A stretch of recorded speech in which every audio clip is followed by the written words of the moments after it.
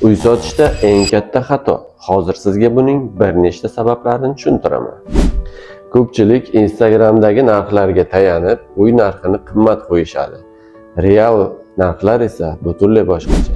Oxirgi vaqtlarda ba'zi blogerlar narxlarni tushunmagan holda post va videolar qo'yishmoqda.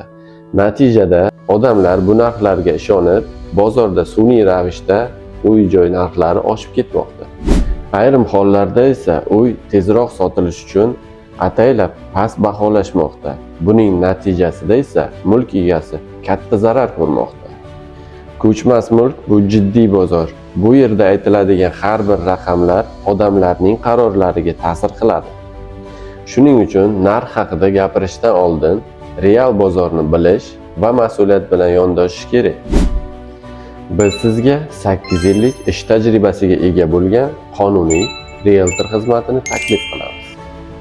Bozorni reklama emas, haqiqat boshqarish kerak.